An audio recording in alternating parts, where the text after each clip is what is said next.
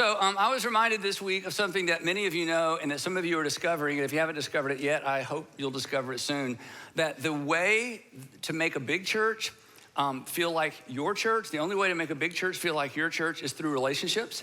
Actually, the only way that any church feels like to make it feel like your church. If you're a church person or you're looking for a church or you're reconsidering church or you're back in church for the first time, and it's like, there's so many people here, how will this ever feel like my church? The only way any church feels like anybody's church is through relationships. Some of you visit your families and they attend the church maybe that you grew up in, or they attend a church in their hometown, and you go to their church and you just experience like 3 times a year, and you're like, you know what? I don't know why y'all go to church here. And again, it may not be your style or whatever. And the reason your family and your parents or grandparents love their church is because they love the people in their church, because they have relationships. It's not about style. It's not about preaching. It's not about any of that. It really is. It feels like they're people. And that's what makes the church feel like your church. So the reason I was reminded of that this week, or recently I should say, is this week I went to an event we had here, and we did this at all of our campuses, but I'm at North Point Community Church today, and it was a celebration and to kind of get the year kicked off for all of our guest services volunteers. So it was our parking teams, the people that you see out in the lobby, the people that help get you seated, just all of our incredible people that host on a Sunday morning. So this was kick the year off, had dinner together, just sitting at round tables, and it was so loud in there, and just walking around watching, a couple hundred or more people they just love each other, and they serve together every week. And I just walked around. Sandra and I were so encouraged, really just by the relationships that have formed through serving in our church. It's what it makes it feel like their church. And one of the cool things too, there were people who have served together in guest services for 20 years. And then they got, I think, 7 people up who have served together in guest services for 25 years at the church. And you could just tell they just all love each other, because relationships are the connecting points. And relationships are what make any church sticky, right? If you don't connect relationally, or if your kids don't connect relationally, they're just not gonna feel connected. It just doesn't feel like your church. And this is something every pastor experiences. People will walk up and say, Andy, your church, Andy, I was at your church, Andy, your church. I'm like, okay, it's not my church. But I get that. It's like they just haven't quite gotten to the place where they say our church. But the goal is for it to feel like your church. And here's why I'm making a big deal out of it. If it doesn't feel like your church, then it's easy to drift out of church. And nobody should drift out of church. But if nobody's expecting you, nobody's sitting with you, nobody's reserving that seat for you, nobody's serving with you, nobody's sitting in a circle with you, in a small group, if nobody's missing you, it's always just gonna feel like a bunch of people, then you're just one of a bunch of people. And here's the real problem. Generally speaking, people drift away from church before they drift away from faith. And you've seen this, and with friends or with relatives, or maybe that's part of your story. And oftentimes the struggle with faith and the struggle with church coincide, but when a person finally detaches either from that Bible study on a college campus or a local church, when they finally detach from the people of faith, it's usually just a matter of time before they detach from faith. And they would never necessarily connect the two. Maybe if that's your story, you didn't connect the two, but it just happens. That's why it is so extremely important. And last thing before we move on. If you're a Jesus follower, now if you're not a Christian or you're from a different faith tradition, what I'm about to say, please don't feel like I'm pressuring you, okay? This is a sermon where you can kind of pick and choose what you like. But if you're a Christian or you claim to be a Jesus follower, this is so important because Jesus was so clear about this. And this kind of gets pushed to the periphery sometimes, but this was front and center for Jesus. Jesus came, he said this over and over, all 4 Gospels. Jesus came to create and to launch an assembly of people that collectively represented his kingdom regionally. That Jesus came to launch, he says, I'm gonna launch an assembly. We call it the church, but the ecclesia, which is an assembly of people. He's launched a movement. He said to his disciples, and of course there's 12 of them, they're like, this ain't much of a movement. He's like, you just wait, right? He said he came to launch a movement, an assembly that collectively, not individually, that collectively would represent him regionally, all over the world. And that's what the whole book of Acts is the Apostle Paul going all over the Mediterranean rim, establishing these regional little mini assemblies of Jesus people who eventually, and again, I know I talk about it all the time, eventually it rocked the Roman world.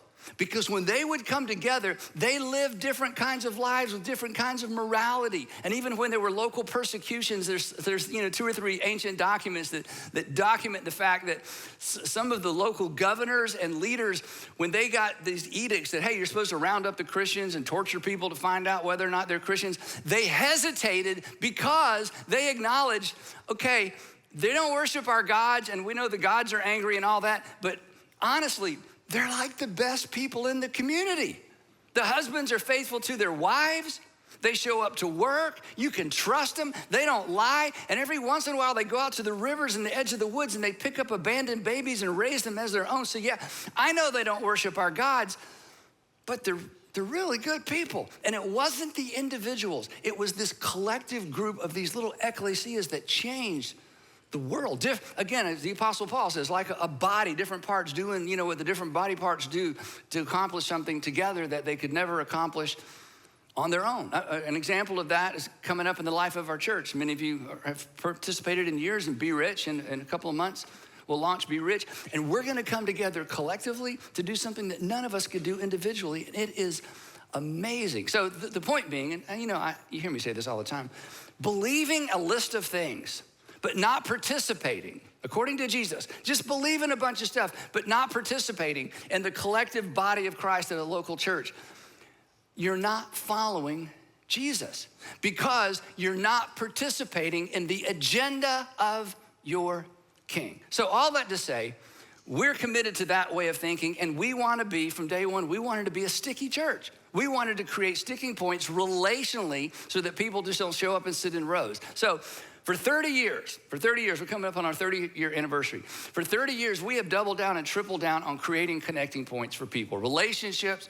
friendships, mentoring for adults and students and college students and children, all, from every age. We get kids involved in serving from, as soon as they're able to do anything around here, because we want people to form relationships. And the primary ways we do that, again, are serving here, serving in the community, serving globally, and through groups, which is what I'm talking about today as you were tipped off before I got up here. So here's the thing. If you're new, or again, you've been gone for a while. If you're new, here's how it works. We don't have Sunday school classes for adults. We have small groups that meet in homes 3 or 4 times a month. We have groups for single people, married people, just married people, young adults, college students, blended families, just any group you can think of. We have community groups that meet in homes 3 or 4 times a month. And if you're returning to faith or you still have questions about faith and you're not ready for that, we have a group for you as well. We call it Starting Point. And most Starting Point groups actually meet on your campus on Sunday morning. We've made that easy for you. And the reason I'm talking about it today is we launch groups 2 times a year, August and January. So for the rest of my time today, I want to give you 3 compelling reasons to participate in a small group. Okay, this is just right on the nose what I want to talk about. And I say they're compelling. I realize I should let you judge as to whether or not they're compelling, but I think they're compelling. So 3, I think, very compelling reasons why you should join a small group or get your small group cranked back up this fall. And again, I'm answering the question, why groups? Why do we double down on this, triple down on this? Why do we budget to this, organize to this, staff to this? And reason number 1, and it's a little bit long, reason number 1 is that groups provide a unique, and that's the key word, small group provides a unique and safe environment to discuss and wrestle with how to apply the teaching of Jesus. That the unique thing about groups is it's a unique environment where you get to discuss with people in your season of life what it means or what it looks like to apply the teaching of Jesus. And nothing in the normal rhythm of your life gives you and gives me that opportunity. And the same is true for your children, and the same is true for students. And here's the thing, and you can appreciate this. No matter how good the sermon is, whether it's me or one of our other amazing communicators, regardless of how clear, regardless of how inspiring, regardless of how practical the message is, the truth is, it is beyond us to know how and where it lands with you or the you beside you, because your family is in a different season than some of ours. You're in a different place in life. There's stuff going on with you that we don't know about. So we can say, basically, here's what Jesus said, here's what the scripture teaches. But in terms of how it works out in your life, in your context, we don't know that. But somebody who knows you knows that. And you know how it can work out in their life if you know them. And this is the power of a small group, of a circle, who wrestle with these ideas. Because I'll just say what you've thought, what you know. When the service is over, out of sight, out of mind. Hey, I really enjoyed the service. The sermon was pretty good. I really liked the music, or this was too long, or you have an opinion, then you have lunch. You don't think about it again. And I get that. People walk up to me and say, Andy, that sermon 2 weeks ago, and I'm like, what did I talk about 2 weeks ago? I don't even remember, okay? So I get that. But it's a mistake for us to not look for opportunities to take the teaching of Jesus as we explain it and extrapolate, illustrate it, and ask the question, okay, that was interesting and that was good, but what does that mean for me? What does that mean for me in a way that may not mean the same for you, because we're in different seasons of life, or again, different things are going on in our life. So most of our small groups, as you know, or should know, are season of life specific. You're sitting in a circle with people in your same season of life. So not oftentimes, you get to choose the topics. Not every group discusses what the sermons are about, so you get to choose the topics based on your season of life. I think it was last year, Sandra and I had an opportunity we get invited to visit people's small groups. I shouldn't say that out loud. My assistant's like, oh no. But anyway, we get invited that's okay. We get invited to visit people's small groups. We have our own group. And so last year we were invited, we might've invited ourselves actually. There was a small group of blended families, and we're trying to figure out how to do a better job creating small groups for blended families. So we visited their group, and 7 couples, they all told their story. And again, we were just reminded of how different their life experience is than ours. And all of them said this. They said, when we found each other, finally, we're sitting in a circle with other couples and other families who understand the unique challenges we face as blended families. And again, that's the power of sitting in a circle with people who have a shared experience and a shared season of life, as they ask the question, and this is the challenge: how do we take the first century teaching of Jesus and apply it in our 21st century lives? And because of who was in their group, they were able to contextualize the teaching to their specific dynamic. Same is true with our newlywed or our newly married groups. We have newly married groups that are generally led by a married couple who's been married for some years. Again, different set of questions, different set of opportunities, different set of challenges. And the reason I'm so passionate about this, and the reason this is so extraordinarily important to me, is I don't want us to just be a bunch of believers. I want us to be a bunch of doers, a bunch of Jesus followers, a bunch of appliers. Again, not just believers. And it is not always apparent. It is not always clear. It's not always apparent how the teaching of Jesus applies to our lives. And when you have an opportunity 2 or 3 times or 4 times a month to sit with a group of people and wrestle with these questions, it's gonna be easier for you to follow. And a follower is actually what a Christian is, according to the first century understanding of the word Christian when it was first adopted in Antioch, that we discover in the book of Acts. Now, real quick, because this isn't like a great sermon, but it's not much of a sermon. It's like, come on, it's like I'm trying to grab you by the collar and say, let's do this, But Jesus addressed this in one of the most popular, famous statements, and you've heard this. If you grew up in church, you've heard it so many times. Some of you can sing a song that tells the story. He's just finished the Sermon on the Mount. I don't know if you've read the Sermon on the Mount recently. He covers everything. I mean, it's like everything. And people were in shock. I mean, he was just raising the bar, raising the standards about everything. And when he gets to the end, and the Sermon on the Mount is something Jesus taught over and over. This was kind of his standard, speech that he did everywhere he went, probably. So he gets to the end, and then he says kind of this super arrogant thing, except if you're the Son of God, you can say whatever you want, right? But they hadn't figured that out yet. But listen to how he ends this. I mean, this is exactly what we're talking about.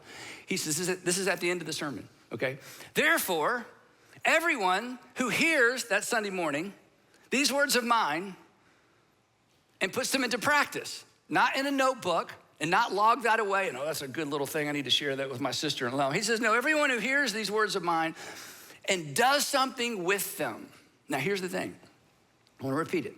It is not always immediately apparent how to practice the teaching of Jesus in our 21st century world.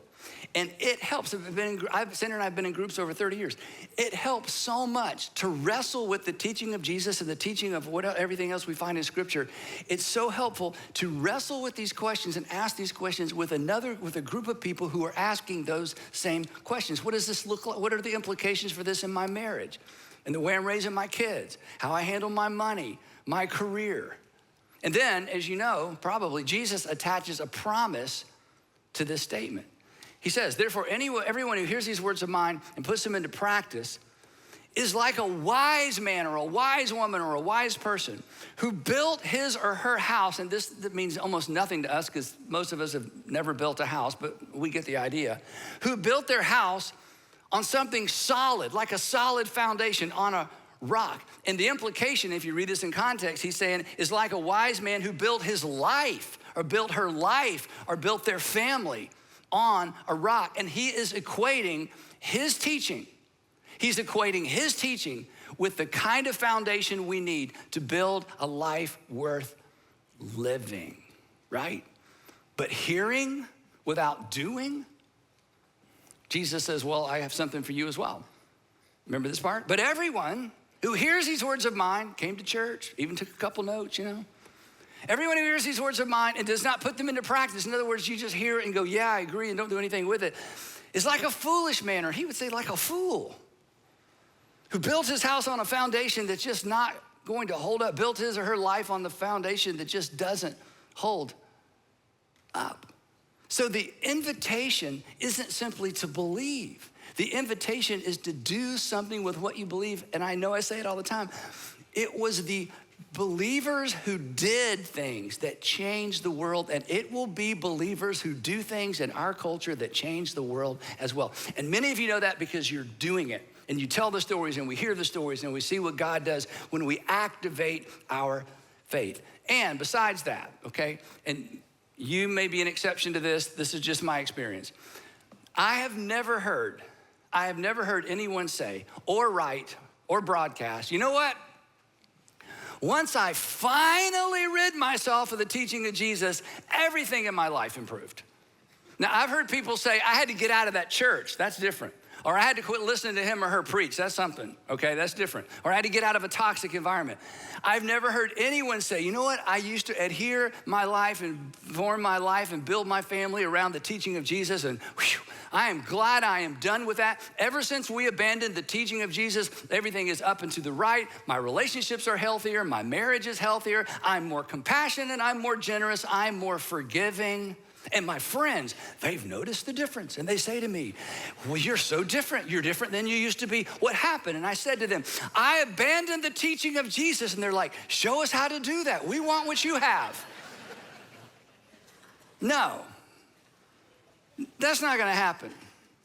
This is not going to happen. So again, embracing the ethic, the teaching of Jesus and acknowledging who he is along the way, that's life-changing. It's why we say following Jesus, not just believing, following Jesus will make your life better, and it'll make you better at life. It'll make you better at every role you have to play if you follow Jesus. Now, here's the thing. I'll just acknowledge this, okay? I like talking to crowds. I don't like talking to empty chairs. I like talking to a full room, of course I do. But if you've been around for any length of time, hopefully you believe me when I say, that is not my mission, and that is not the mission of our church. I want you to follow. I want you to practice. I want us to be doers. I want us to build our lives and build our families on the rock of the teaching of Jesus. And I want your children to grow up in homes that are built around the teaching of Jesus. So I want you to participate in a circle where you can discuss what the teaching of Jesus looks like and acts like. At work and at school and in the marketplace and at home, whether in your dating life, in your marriage, and the way you parent, the way you handle your money. And I want you to know what the teaching of Jesus means when you face loss and crisis, and when you're wrestling with fear, and what it looks like to follow Jesus in different seasons of your life. Let me explain that real quick. See, when Sandra and I joined our first small group, we had small children. So what do you think we talked about in our small group? Small children, that's all we talked about. How to parent and the problems in school and what about. And we're reading through the book of Proverbs, and you're doing all these Bible studies. And it was like, you wanna do another marriage curriculum? You wanna do another parenting curriculum? You wanna do another? Because that was what was on our mind. And sitting with a circle of people in our same season of life, we wrestled with that stuff. Now, do you know what we talk about? Not raising kids, we talk about caring for aging parents. And then it dawned on me, I am one, okay? So that's a whole nother thing, right? It's like, what do I do with my age in this season of life? And I'm telling you, because I'm in this, I love the Bible so much. One of the great things about being an empty nester is I have mornings I can just anyway. And understanding what the teaching of Jesus and what other New Testament and Old Testament authors have to say, how it applies to this season of my life. There are things in the Bible that I've read so many times, and now it's like, oh, I just wasn't in a season where I was ready for that. So again, the teaching of Jesus doesn't change, but we change. And in every season, there are new implications and different implications for what it means for us. And to have the opportunity to sit with some other believers in the same season of life and wrestle with some of that stuff, Sandra and I would never, ever, ever give that up. The other thing that we talk about in our group now, because we're all empty nesters, is how to allocate our extra time and our extra resources wisely. I never thought I'd have an opportunity to have that discussion and to sit with some mature Christians and talk about that and to listen to what they're doing. It's unbelievable. So compelling reason number one, and I'll get through these quicker, is it provides a unique and safe environment to discuss and wrestle with how to apply the teaching of Jesus. Number two, groups provide a relational context for accountability, belonging, and care. We call these the ABCs of groups: accountability, belonging, and care. Now, here's the thing. Ideally, accountability, belonging, and care should happen within the context of your family. But for many of us, that's not an option. What's ideal isn't ever gonna be real because we're separated from our families.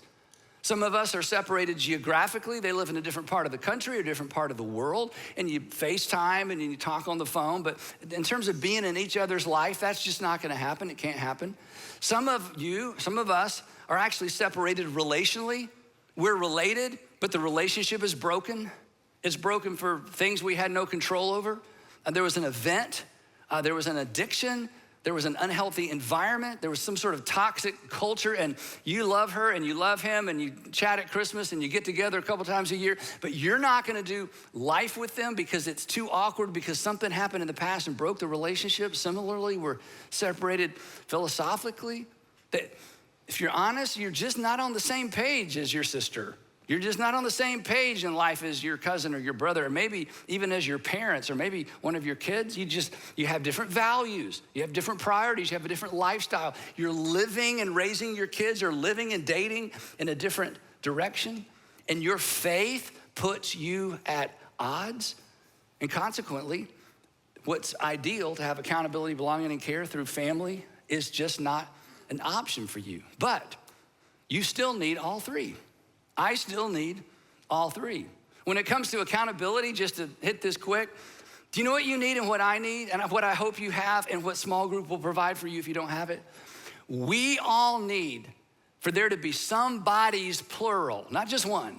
We all need somebody's plural who have permission to call us out when we are messing up.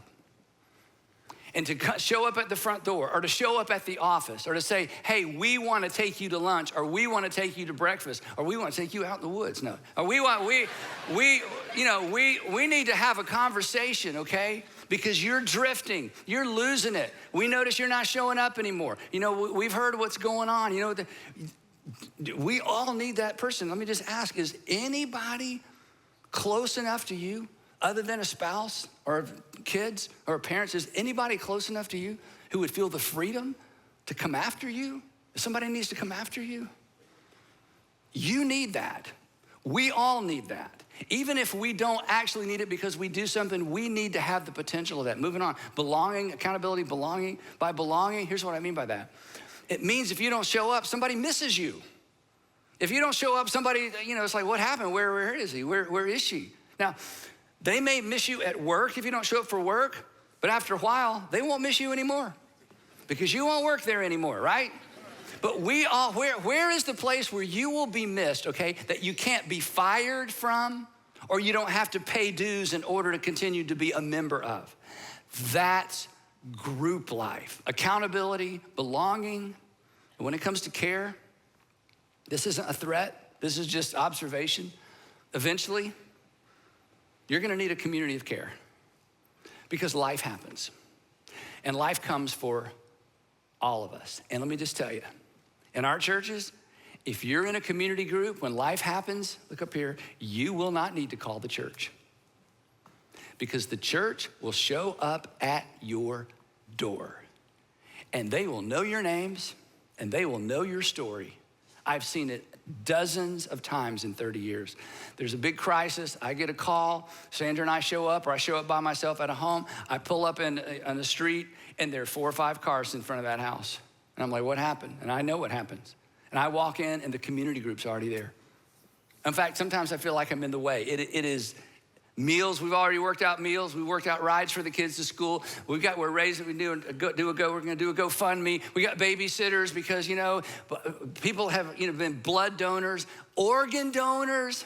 Now I wanna be clear, organ donation is not a requirement to be in a small group, okay? I'm just saying, there have been occasions when there have been medical emergencies and people in a small, it's just unbelievable. It is the church in action without having to call, quote, a building or call the church. Is absolutely amazing. Our very first small group, we were in a small group before we started the church 30 years ago. And most of you have heard a bits and pieces of our story, but I was not in a good place. We had just transitioned, from previous church I was working at. And I was not sure I wanted to be in ministry anymore. And I assure you, I was not in a place where I probably should have been in ministry anymore. And I'm telling you, and some of them are here today. Without our group, Sandra would have carried the full weight of my frustration and anger while dealing with her own. Because where else am I gonna go? And our group listened and processed and listened and processed and prayed and prayed. And I'm telling you, I will be forever grateful. That's why we've never been through a season, even when our kids were a little bit bitty, never been a season when we weren't in small group. Here's the thing. We will all need people who can help us find God in the storms. We will all eventually need some people to help us find God in the storms. Here's something I've learned. Look up here, if you haven't been paying attention. Here's the thing. If we can find God in the storm, we are far more likely to maintain faith through it. People lose faith in this crisis and the storms of life when they can no longer see God in it. And I'm telling you, because you've been through some storms, sometimes we just need somebody to sit us down and assure us, God is with you. God is with you. And there may be moments in your life when you look into someone's eyes or a group of people's eyes and say, I'm not sure I believe God is with me, but it helps to know that you are with me. And when you experience the hands and feet of Jesus during crisis, you are going to maintain your faith. So, second compelling reason to get in a group. Group provides a relational context for accountability, belonging, and care. Okay, number 3, last one. Okay, just to kind of lighten it up. Group is a good time. I'm making it sound like we come to group and we just whisper because we're having holy Bible study. That is not what group is like, okay? If you've never been in a group, most of you know that. Group's a good time. It's meals. It's coffees. It's tonight the ladies are gonna go do something. It's tonight the guys are gonna go do something. It's golf, not for me, but for some people, it's golf, okay? It's celebrating birthdays. It's celebrations.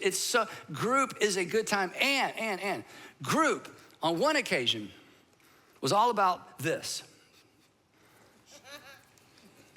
Can y'all see that? Yeah. Now let me explain this, okay? I have this is like the greatest visual aid I've ever used in a message. It's like, okay, shh, what's he saying? Okay, just turn the volume back up on home, didn't you? It's like, okay, yeah, so we would have our small group on Monday nights. Our kids were little, and our rule, we loved hosting because I'm the preacher. I wanted my children to see me applying what I preach. They're in small groups. Mom and dad are in small groups. It's a Monday night. They know the deal. You stay in your rooms or you can play, do your homework when they're old enough to have homework, but don't bother us.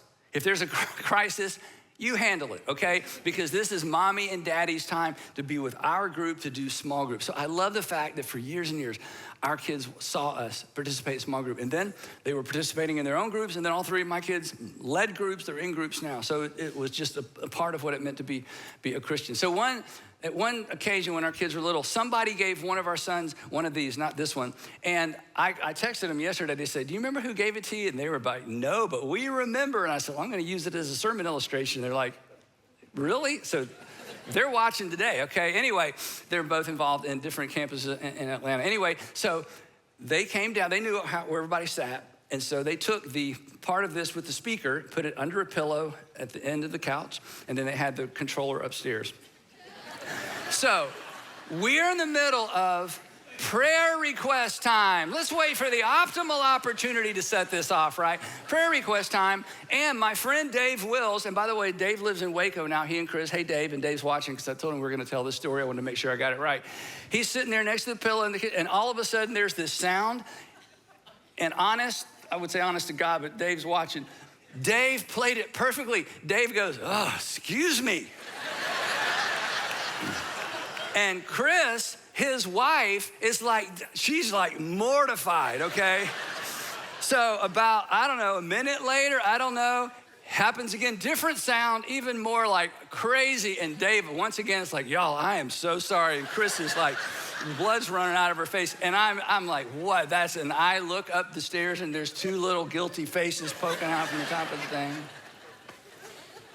So, why risk undermining my credibility with this childish story? I'll tell you why.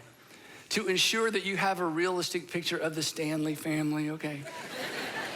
We are not holy, holy, holy. We are normal, normal, normal.